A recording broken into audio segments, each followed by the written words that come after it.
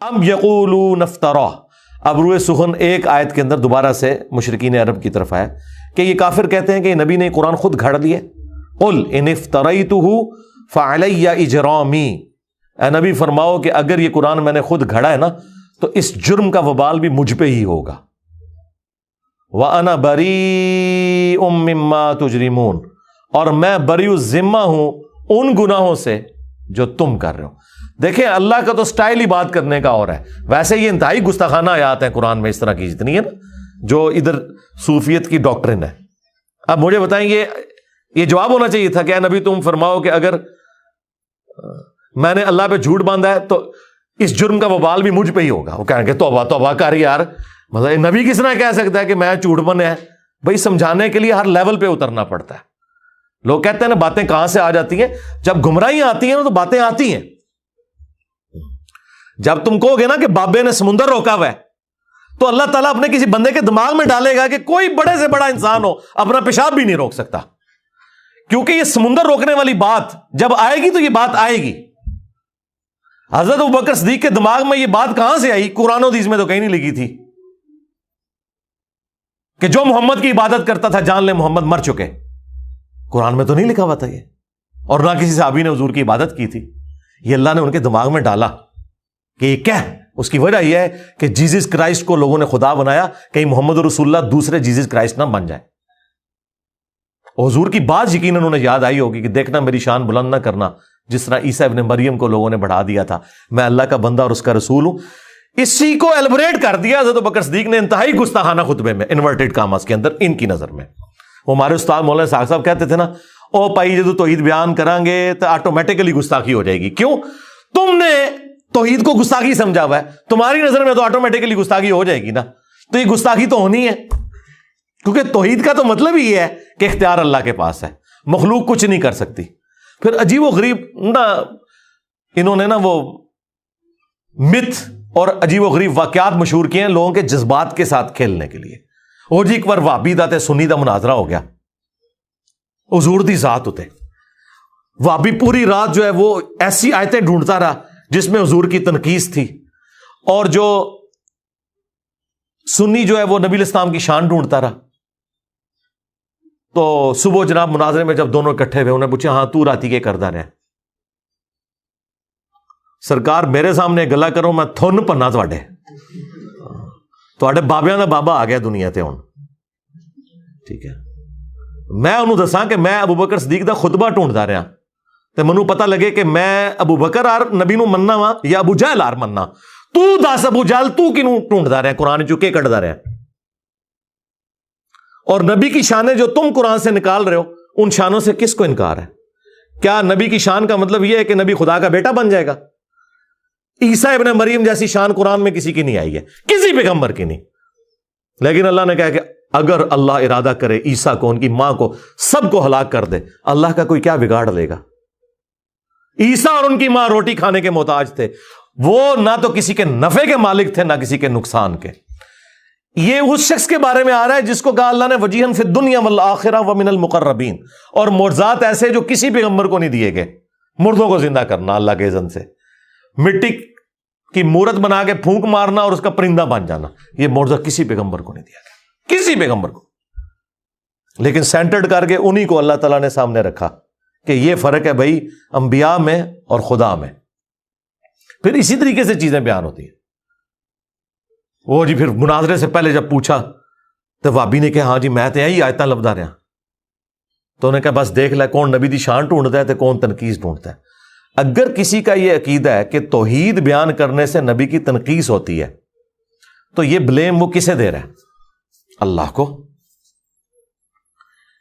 انہوں نے انبیاء کو منی گاڈ مانا ہوا ہے اور اولیاء کو منی رسول مانا ہوا ہے. یہ میرا ایک جملہ ہزاروں کتابوں پہ بھاری ہے. یعنی آپ ہزاروں گمراہیاں ایک کتاب میں جمع کریں نا اور آپ اس کی وجہ پوچھیں نا تو یہ ہے کہ یہ نبیوں کو منی گاڈ مانتے ہیں اور اولیاء کو منی رسول مانتے ہیں. بس یہ وہ فرق ماننے کے لیے تیار ہی نہیں ہے چونکہ قرآن تو پڑھا ہی نہیں ہے. اب ان ساری باتوں کے ہوتے ہوئے مجھے تو صبح شام ان کے اوپر قنوت نازلہ پڑھنی چاہیے, لیکن میں سمپل کہتا ہوں کہ مرنے سے پہلے اے مسلمان کر لے اس پہ غور, کتابوں کا خدا اور ہے بابوں کا خدا اور کتابوں کے خدا اور بابوں کے خدا میں یہ فرق ہے کہ جو بابوں کا خدا ہے نا، بس وہ خدا بڑا بھائی اور نبی چھوٹا بھائی، بس اتنا فرق ہے. لیکن کتابوں کا خدا یہ کہتا ہے کہ خدا خدا ہے، مخلوق مخلوق ہے. لیکن یہ باتیں اب کون کرے؟ یہ جب باتیں آپ نہیں کریں گے دماغ کوئی نہیں کھلیں گے.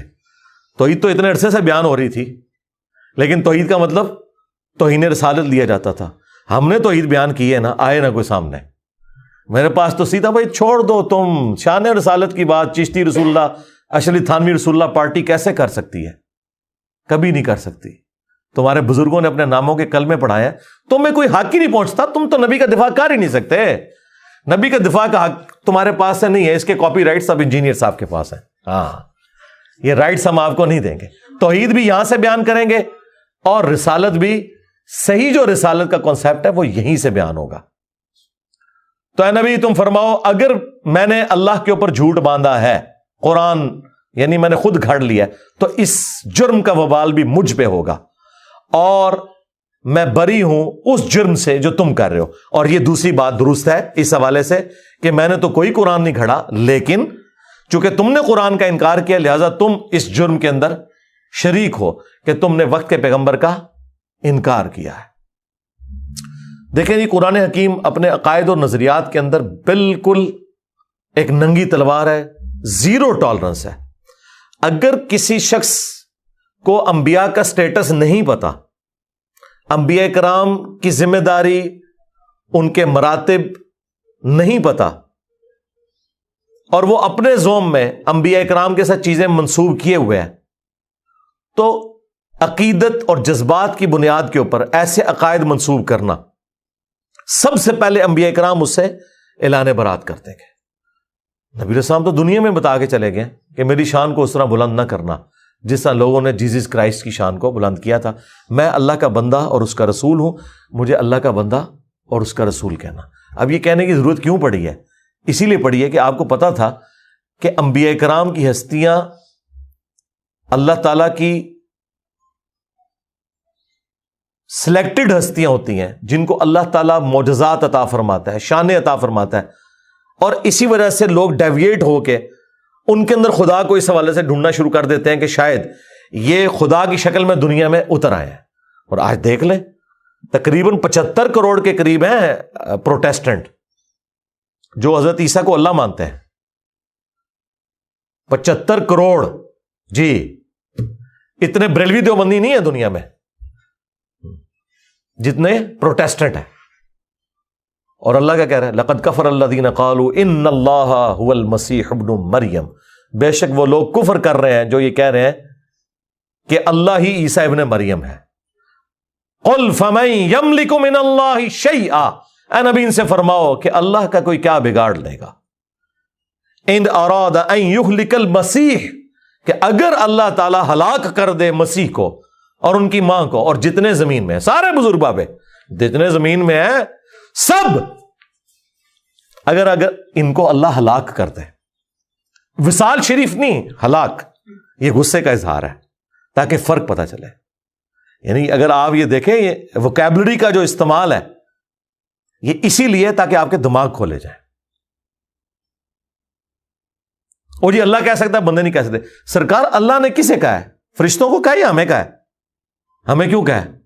کہ ہم نے اسی طریقے سے آگے بات کرنی ہے. نبی کو کہا گیا قل فمن یملک من اللہ شیئا. اے نبی ان سے کہیں جب کوئی بھی عیسیٰ ابن مریم کے بارے میں یہ بات کرے تو ان سے کہو کہ اللہ کا کوئی کیا بگاڑ لے گا. تو یہ پوری امت کے لیے. اور حضرت ابوبکر صدیق نے تو ہمارا مسئلہ ہی آسان کر دیا. 8 جگہ حدیث آئی ہے بخاری میں اور 4 جگہ تفصیلی. من کان یعبد محمدا فان محمدا قد مات. دیکھو جو بھی تم میں محمد کی عبادت کرتا تھا جان لے کہ وہ مر چکے.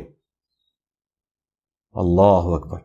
وصال شریف نہیں، شہید شریف نہیں، وفا شریف نہیں، فإن محمدًا قد مات.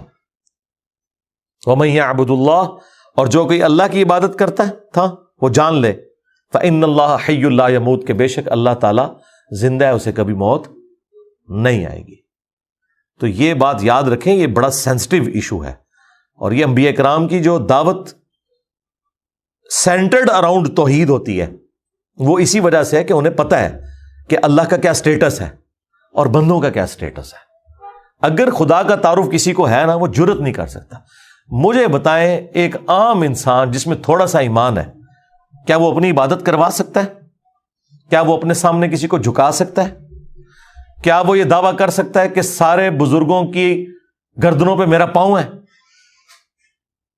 ہاں, تو یہ قصیدہ غوثیہ میں پڑھتے ہیں, گولڈا شریف ہر جمعے کو پڑھا جاتا ہے, لوگ کھڑے ہو کے شوق سے پڑھتے ہیں, سبحان اللہ بھی کہتے ہیں سننے والے. اور دوسری طرف یہ کہتے ہیں کہ جی اللہ کا جتنا کوئی بڑا بندہ ہوتا ہے اس میں اتنی عاجزی پائی جاتی ہے. میں نے تو پلانٹ ارتھ پہ اتنا تکبر نہیں دیکھا کہ کوئی شخص یہ کلیم کرے کہ تمام اولیاء کی گردن پہ میرا پاؤں ہے.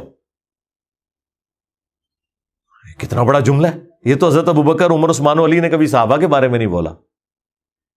تو یہ کہتے ہیں کہ عبد القادر جیلانی نے فرمایا. ہم کہتے ہیں اگر انہوں نے کہا ہے تو وہ قرآن و سنت کے تو بالکل خلاف ہے, اور اگر انہوں نے نہیں کہا تو بری ہیں. نہ ہم ان کی طرف سے جھوٹا دفاع کرتے ہیں کہ انہوں نے نہیں کہا ہوگا. پہلے ہم کسی زمانے میں کرتے تھے, اب مجھے کسی سے کوئی ہمدردی نہیں. سیدھی سی بات ہے, اللہ سے ڈر لگتا ہے کہیں ان میں سے کسی نے کام ڈالا ہو تو اللہ تعالیٰ منو کہ تو کتوں بڑھ گیا صاحب, تنو کیڑی چیز مجبور کرتی سی. دیکھیں ہمیں جو چیز مجبور کرتی ہے نا دفاع کرنے پہ, وہ ان ہستیوں کا دفاع ہے جن کے پیچھے قرآن و سنت کھڑے ہوئے ہیں, یعنی صحابہ اہل بیت, انبیاء کرام. ان کے بعد ہمیں نہیں پتا کہ کس نے کام ڈالا ہے اور کس نے واقعی دین کی خدمت کی ہے. ٹھیک ہے, کیونکہ کئی لوگ جن کو ہم اچھا سمجھتے تھے, ہمیں اتھینٹک نالج سے پتا چلا کہ انہوں نے بھی کام ڈالا ہے. یعنی یہ جو پچھلے 100 سال کے اندر ہے, ان کی تو قلم کی سیاہی بھی نہیں ابھی خشک ہوئی بھی ہے. تو بات یہ کہ اللہ سے ڈر جائیں, قرآن و سنت پہ آ جائیں. وہ غامدی صاحب سے کسی نے پوچھا نا کہ جی وہ قرآن میں تو لکھا ہے تو وہ فلاں بزرگ یہ کہہ گئے. انہوں نے کہا جی اللہ تعالیٰ مجھ سے یہ نہیں پوچھے گا کہ فلاں بزرگ یہ کہہ کے گئے تھے تو نے کیوں نہیں مانا. اللہ مجھ سے یہ پوچھے گا کہ قرآن میں یہ لکھا ہوا تھا, جو قرآن تیرے پاس آیا تھا تو نے اس کو مانا تھا کہ نہیں. اب مجھے بتائیں, میرے پاس قرآن آیا تو میں یہ کہوں گا کہ فلاں نے یہ کہا ہوا ہے, میں تو اس کا پابند ہوں. جب اللہ میرے پاس آیا ہوا ہے, قرآن آنے کا مطلب ہے اللہ آ گیا, سنت آنے کا مطلب یہ ہے کہ نبی علیہ السلام خود آئے ہیں میرے پاس. ان کے ہوتے ہوئے میں نے کسی بزرگ کے قول کے ساتھ مجھے کوئی ہمدردی ہے, یا میں نے مطلب ان کی بزرگی بچانے کی خاطر ان کے باطل عقائد و نظریات کا کوئی دفاع کرنا ہے, نہیں. اصل چیز میں نے اس رکوع کے اوپر اتنا ٹائم اس لیے لگایا کہ تاکہ آپ کو پتا چلے کہ انبیاء کرام کے بارے میں عقیدہ کیا ہونا چاہیے. سورۃ الانبیاء پڑھیں, بندہ حیران ہو جاتا ہے. وہ سورت کا نام ہے انبیاء. عام بندوں سے پوچھیں جنہوں نے نہیں پڑھی, وہ کہیں گے جو نبیوں دی شانہ بیان ہوئی ہیں. حالانکہ انبیاء جو سورۃ الانبیاء ہے اس میں اللہ تعالیٰ نے بتایا کہ انبیاء کا سٹیٹس کیا ہے, انہوں نے کیا کام کیا, اور نبی میں اور اللہ میں فرق کیا ہے. پورے قرآن میں جو انبیاء کرام کے حوالے سے چیزیں ڈسکس ہوئی ہیں وہ یہی ہوئی ہیں کہ یہ اللہ کے اتنے برگزیدہ بندے تھے کہ یہ اللہ کی طرف اورینٹڈ ہوتے تھے, ہر معاملہ اللہ کے سپرد کرتے تھے, اللہ سے مانگتے تھے, اسی سے دعائیں کرتے تھے, اسی سے اپنے عقیدے وابستہ رکھتے تھے. یا یہ بیان ہوا ہے کہ جو انبیاء کے بارے میں ایسا عقیدہ رکھتے ہو, ایسا عقیدہ ان کے بارے میں نہیں رکھ سکتے. انبیاء کرام جو ہیں وہ اللہ تبارک و تعالیٰ کی توحید کے معاملے میں کوئی کمپیریزن ہی نہیں ہے, وہ مخلوق ہیں, وہ خالق ہے. یہ دو چیزیں بیان ہوئی ہیں. اس لیے میں نے پچھلے دنوں ایک تفصیلی ویڈیو ریکارڈ کروا دی ہے, شیطانی توحید, شیطانی بابوں کا فتنہ. یہ شیطانی توحید ہے جس میں آپ انبیاء کرام کو, اولیاء کو اللہ کے مقابلے پر لے آتے ہیں. اور رحمانی توحید یہ ہے کہ انبیاء اور اولیاء بھی اللہ سے مانگتے تھے, تم نے بھی اللہ ہی سے مانگنا ہے. ہاں, انبیاء اور اولیاء ان کی جو شانیں ہیں وہ اسی وجہ سے ہیں کہ وہ گاڈ اورینٹڈ تھے, نہ کہ اس وجہ سے کہ انہوں نے خود کوئی ایسا کیا ہے. نہیں, وہ گاڈ اورینٹڈ تھے, اللہ نے انہیں انعام دیا. اور انبیاء تو ویسے ہی مخلص بندے ہیں, نبی تو کوئی بندہ محنت سے بھی نہیں مان سکتا. وہ اللہ تعالیٰ نے جسے عطا فرما دیا وہ اللہ تعالیٰ کے مخلص بندے ہیں, ان کے برابر تو کوئی بھی نہیں پہنچ سکتا. لیکن یہ ساری تعریفیں کرنے کے بعد ان ہستیوں کو اونچا نہیں کرنا ہوتا, خدا اورینٹڈ ہونا ہے. ہم عام مسلمان ہیں نا. اب مجھے بتائیں, اللہ کے فضل سے میں نے جو سٹیٹس اویل کیا ہے اس دعوت کے عوض, ختم نبوت کی برکت سے, اس طرح کا سٹیٹس انسانی ہسٹری میں بڑے کم لوگوں نے اویل کیا ہوگا. لیکن مجھ سے اگر کوئی آ کے پوچھے, میرے سامنے کوئی جھکنے کی کوشش کرے, میرے پاؤں کو ہاتھ لگانے کی کوشش کرے, تو میں فوراً ڈر جاتا ہوں کہ یار یہ خدا کیا سوچے گا میرے بارے میں, مجھے آخرت کی. اب مجھے بتائیں, یہ جو بابے اپنا چٹواتے رہے ہیں, یہ پاؤں والا سلسلہ, اور جو کچھ یہ کرواتے رہے ہیں, ان کو تو پھر خوف خدا بھی کوئی نہیں تھا. وہ ڈاکٹر ذاکر نائک کہہ رہے ہیں, میں ایئرپورٹ پہ اترا نا تو ایک عورت, کوئی پروفیسر تھی, بوڑھی خاتون, تو اس نے مجھے پہچان لیا اور ہندو تھی. وہ دوڑتی ہوئی آئی اور میرے گھٹنوں کو ہاتھ لگا کہتی آپ تو بھگوان ہیں. تو کہتی میں نے کہا استغفر اللہ توبہ توبہ. میں کہا ایتھے کو بابا ہوگا نا صوفی انہیں گلے بھی لا لینا سی زنانی نو. ہاں یہ مواحد کا ہی حوصلہ ہے کہ اسے کو اونچا کرے اور کہ بھائی نہ نہ نہ پیچھے. اور یہ کتنی مزیدار یوں دستانے پہن کے چمواتے رہتے ہیں ہاتھ, گھنٹوں بیٹھے رہتے ہیں, نذرانے بٹورتے رہتے ہیں. جو ان کے سامنے اونچا ہاتھ باندھ کے لوگ کھڑے ہوتے ہیں جس طرح خدا کے سامنے کھڑے ہوئے ہیں, اس طرح ان کو تو مر جانا چاہیے. میں کہتا ہوں زمین پھٹے یہ اندر چلے جائیں. ان کو توحید کی ہوا بھی نہیں لگی ہوئی ہے. یہ کوئی بزرگ نہیں ہے جن کے آپ روب بیان کرتے رہے. یہ شیطان کے ایجنٹ ہیں دنیا میں, یہ طاغوت ہے. خدا کے نمائندے دنیا میں وہ ہیں کہ ذرا سی کوئی ایسی بات ہونے لگے وہ پیچھے ہٹ جاتے ہیں. او توبہ توبہ. ایک صحابی مسند احمد میں حدیث ہے, حضور کو کہہ رہے ہیں یا رسول اللہ ما شاء اللہ و شئت, جو اللہ چاہے اور جو آپ چاہیں. یار صحابی نے تو کبھی شرک کا سوچا بھی نہیں.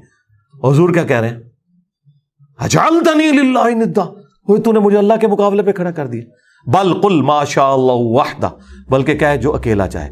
اس کے اوپر نبی علیہ السلام کو جواب بڑے اچھے طریقے سے دیا جا سکتا تھا. آج کا اگر کوئی بریلوی ہوتا کہ یا رسول اللہ آپ اللہ کے بندے ہیں, وہ اللہ, میرا کہنے کا مطلب یہی تھا کہ جو اللہ چاہے اس کے بعد جو آپ چاہیں, کوئی دوسری بات ہی نہیں بھائی. حضور کو پتا تھا, کیونکہ نبی علیہ السلام کو اللہ کا خوف تھا. جسے اللہ کا خوف ہوتا ہے نا, جو گاڈ اورینٹڈ ہوتا ہے, اس سے پتہ ہی معاملہ کتنا سینسٹیو ہے. اللہ تعالیٰ کس قسم کی توحید چاہتا ہے اپنے بندوں سے. جن لوگوں کو توحید کا تعارف نہیں ہے نا, وہ آپ کو یہ سارے کرتب کرتے ہوئے نظر آئیں گے اور اتنے بڑے بڑے دعوے کرتے ہوئے نظر آئیں گے. دعویٰ جس نے کر دیا نا کہ میں کر لواں گا, ٹھیک ہے, ہاں یہ آپ دعویٰ کر سکتے ہیں کہ انشاءاللہ میری اتنی پریکٹس ہے کہ میں سینچری مار لوں گا, یہ آپ کر سکتے ہیں. خدا سے متعلق کوئی دعویٰ کہ آخرت کسی کی آپ سنوار سکتے ہیں, یہ دعویٰ کرنا شرک ہے. ہاں دنیا میں آپ دعویٰ کر سکتے ہیں, کوئی بھی بندہ کہہ سکتا ہے کہ میں نے اتنی محنت کی ہے کہ میں پرائم منسٹر بن جاؤں گا, تیرا حق ہے تو کہہ. لیکن تو خدا سے متعلق چیز کوئی بیان کرتا ہے کہ میں مریض جنت میں لے جاؤں گا, توبہ توبہ توبہ, ڈر جا. تجھے تو اپنی آخرت نہیں پتا تیرے ساتھ کیا ہونے والا ہے. تو یہ دعوے صرف وہ لوگ کرتے ہیں یا وہ شیطان کے ایجنٹ ہیں دنیا میں, یا جاہل مطلق ہیں, پاگل, مینٹل, مجنون, کلندر, جو مرضی بھی لفظ کر دو, ورنہ جس میں تھوڑی سی عقل ہے وہ اللہ سے ڈرتا ہے, وہ کبھی سوچ بھی نہیں سکتا. سورۃ الاعراف کی آیت نمبر 188, جو میں کہتا ہوں قرآن کی سب سے سخت آیت ہے عقیدہ توحید کے حوالے سے. اور یہ آیت اگر آپ چوک میں اعلیٰ حضرت کا ترجمہ پڑھ کے بھی سنا دینا تو آپ کے اوپر 295 سی انہوں نے لگا دینی ہے. قل لا املک لنفسی نفعا ولا ضرا, وہی بات اے نبی تم خود فرما دو اپنی مبارک زبان سے کہ میں تو اپنی جان کے لیے بھی کسی نفع و نقصان کا مالک نہیں ہوں, باقی تو شاید چھڑ دو.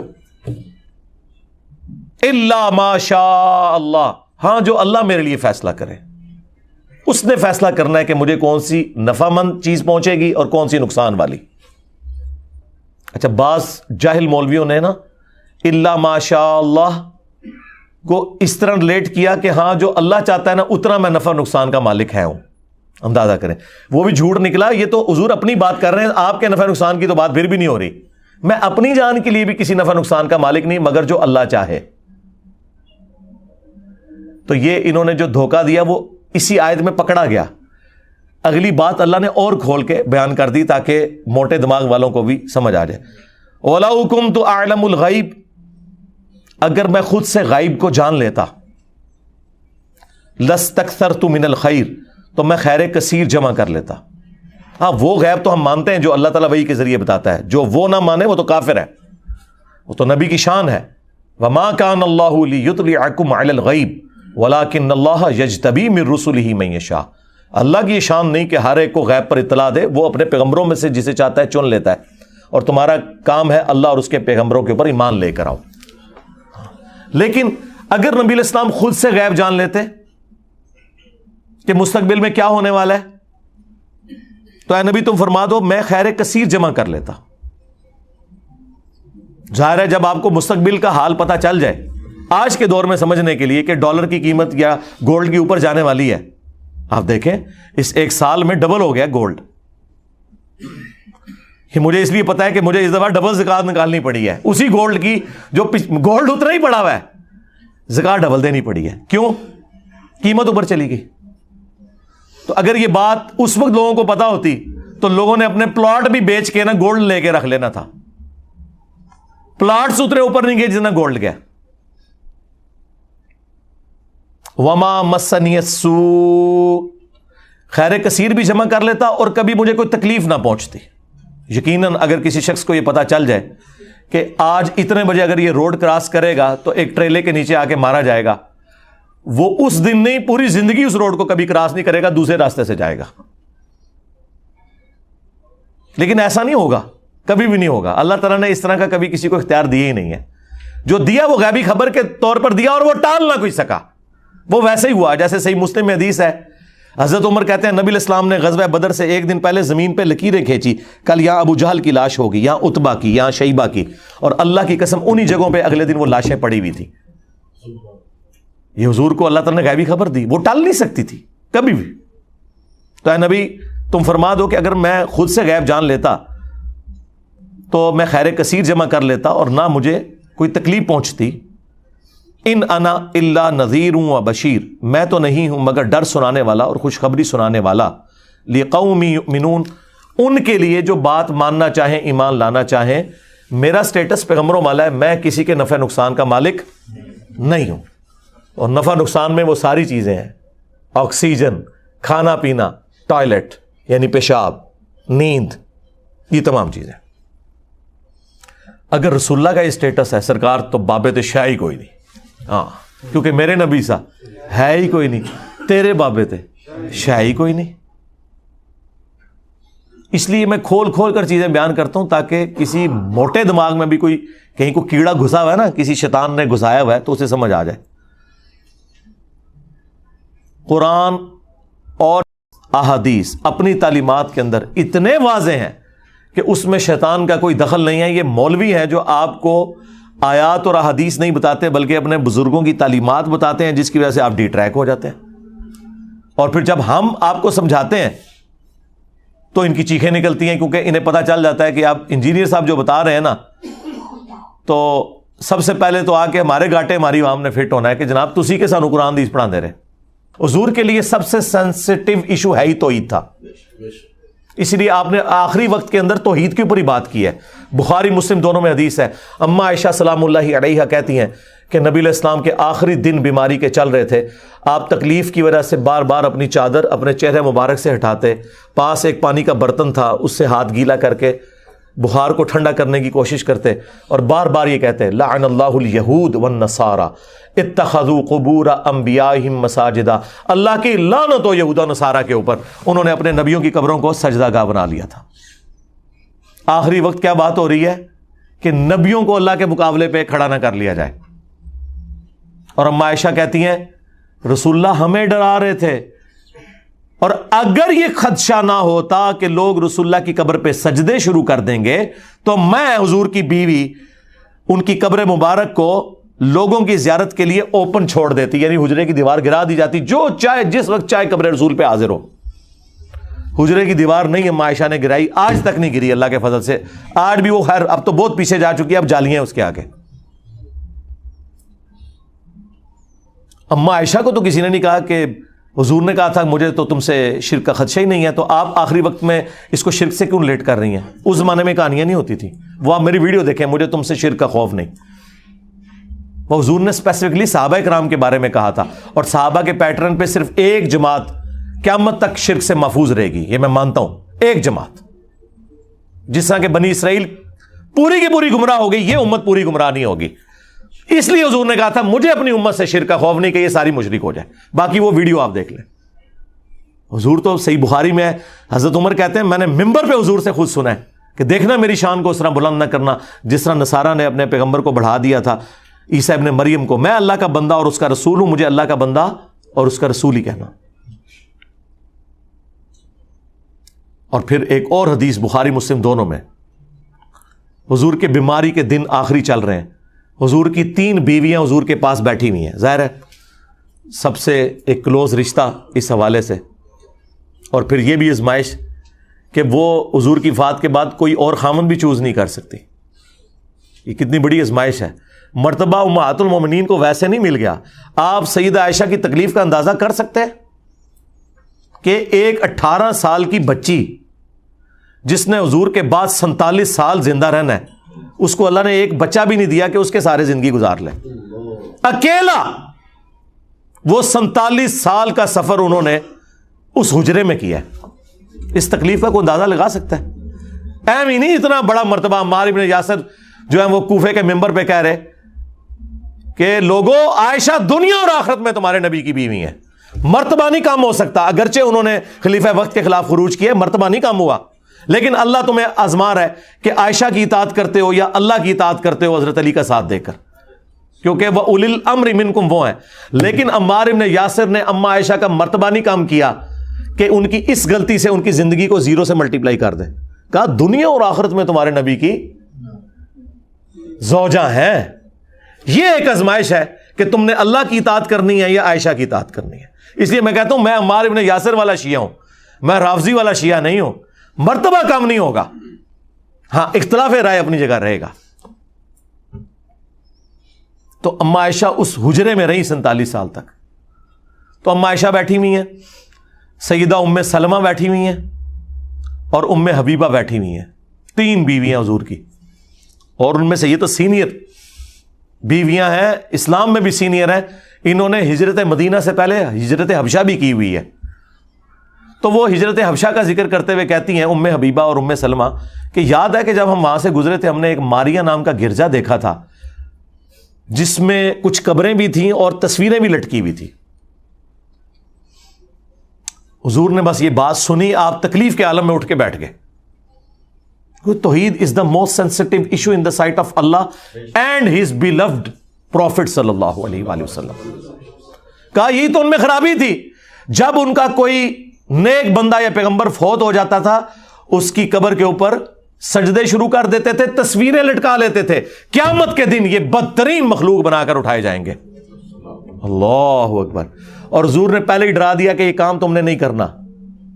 اور مسلم شریف میں حدیث ہے، جندب رضی اللہ تعالیٰ عنہ کہتے ہیں حضور نے اپنی وفات سے 5 دن پہلے یہ بات کہی اور میں نے خود سنی کہ دیکھنا اگلے لوگوں میں جب ان کا کوئی پیغمبر یا نیک آدمی فوت ہو جاتا تھا وہ اس کی قبر پہ سجدے شروع کر دیتے تھے. تم نے یہ کام نہیں کرنا میرے ساتھ. میں کہتا ہوں کس لیول پہ اتر کے آپ کے پیغمبر نے آپ کو سمجھایا ہے. حریص علیکم بالمؤمنین رؤوف الرحیم. یار کون ہوگا جو اتنا آپ کی آخرت کے ساتھ محبت کرے گا بجز ہمارے پروفٹ کے صلی اللہ علیہ وآلہ وسلم. مسند احمد کی حدیث ہے، نبی علیہ السلام نے فرمایا اللہم لا تجعل قبری وثنا یعبد. اے اللہ میری قبر کو وہ بت نہ بنا دینا کہ لوگ اس کی پرستش شروع کرتے ہیں. اپنی قبر کو بت کہہ دیا. وہ قبر جو ہمیں ہمارے ماں باپ اولاد سب لوگوں سے بڑھ کر عزیز ہے، جس قبر کی حاضری اس پلانٹ ارتھ کی سب سے بڑی نفلی عبادت ہے، اس قبر کو بھی کہہ دیا کہ یہ بت ہوگا اگر اللہ کے مقابلے پر اس پہ بھی سجدے شروع ہو جائیں گے. اور تواڈے بابے نے مزار تے شاہی کوئی نہیں، لے جاؤ تم بابے اپنے. جس قبر کی عظمت تھی اس کا سٹیٹس کلیئر کر دیا ہے، اللہ میری قبر کو بت نہ بننے دینا کہ لوگ پوجا کریں. نبی کا تو کوئی قصور نہیں، لیکن حضور خود اپنی قبر کے بارے میں کہہ رہے ہیں کہ اسے بت نہ بنانا. ابو داؤد میں حدیث ہے میری قبر پہ میلہ نہ لگانا. تم دنیا کے کسی بھی حصے میں درود پڑھو گے اللہ تمہارا درود مجھ تک پہنچا دے گا. اللہم صلی علی محمد وعلی آل محمد. درود کے لیے بھی میلہ نہیں لگانا، تمہارا درود میرے تک پہنچ جائے گا. سلام عرض کرو اور نکل جاؤ آگے، میلہ نہ لگانا. وہ 4 کتابوں میں الموطا امام مالک میں، فضل الصلاۃ علی النبی میں، المصنف ابن ابی شیبہ اور سنن کبریٰ البیہقی میں کہ عبداللہ بن عمر جب بھی مدینہ شریف سے نکلتے سفر کے لیے یا واپس آتے ان کی روٹین تھی کہ مسجد نبوی میں 2 نفل پڑھتے، قبر رسول پر آ کر عرض کرتے السلام علیکہ یا رسول اللہ.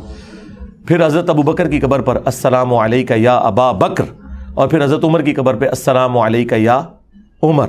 ایک روایت میں یا ابتا، اے میرے باپ آپ پر سلام ہو. وہ اپنی جگہ ٹھیک ہے، اس قبر جیسا تو ہے ہی کوئی نہیں. اس کی بنیاد پہ آپ نے اپنے بزرگ بابوں کے جو مزار کلیم کیے میں نا یہ سب فراڈ ہے. باقی مزارات، گنبد خضرا، یہ ایک الگ سے ایک سینسٹیو ٹاپک ہے، اس پہ میری الگ سے ویڈیوز ریکارڈ ہیں، وہ پھر مجھے 2 گھنٹے اور لگ جائیں گے. اس کے لیے آپ میری ویڈیوز دیکھیں، میں نے ایک ایک مقدمہ جو ہے وہ توحید کے حوالے سے کلیئر کیا. سبحانک اللہم و بحمدک اشہد ان لا الہ الا انت استغفرک و اتوب الیک وما علینا الا البلاغ المبین. جزاکم اللہ خیرا.